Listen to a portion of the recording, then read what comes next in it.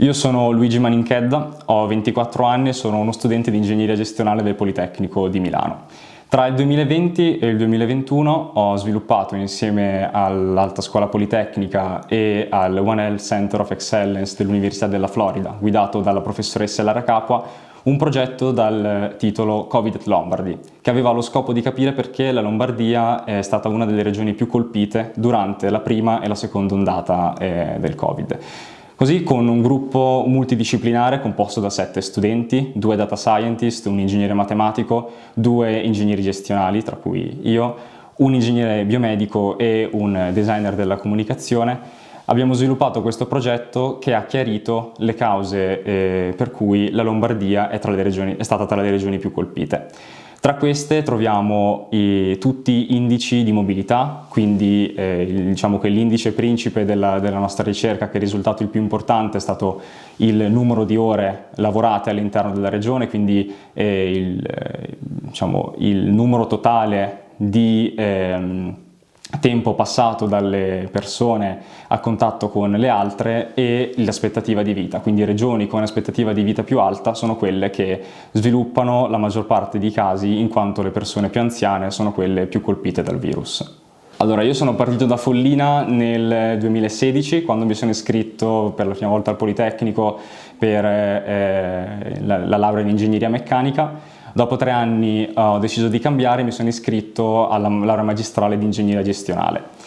E durante l'iscrizione alla laurea magistrale è possibile fare richiesta per candidarsi all'Alta Scuola Politecnica, che è un'istituzione fondata all'inizio degli anni 2000 con una collaborazione tra il Politecnico di Milano e il Politecnico di Torino, dove ogni anno 150 studenti vengono selezionati, 60 da Torino e 90 da Milano, per portare avanti un percorso parallelo a quello della loro laurea magistrale, che è composto da dei corsi extra, quindi delle cosiddette scuole che l'Alta Scuola propone, e una seconda tesi che si affianca a quella di laurea magistrale, e appunto nel mio caso la tesi è stata sviluppata con la professoressa Capua in collaborazione con l'Alta Scuola Politecnica.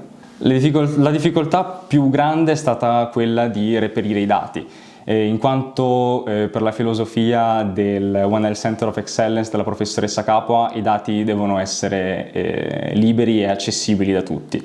Quindi abbiamo cercato delle fonti di dati che lo fossero. Il problema è che queste sono poche e è difficile anche reperirle. Quindi una cosa che auspichiamo per il futuro è che le istituzioni si impegnino di più per raccogliere questi dati e renderli fruibili agli studiosi e ai ricercatori, perché queste ricerche poi potranno aiutare tutti noi in un futuro.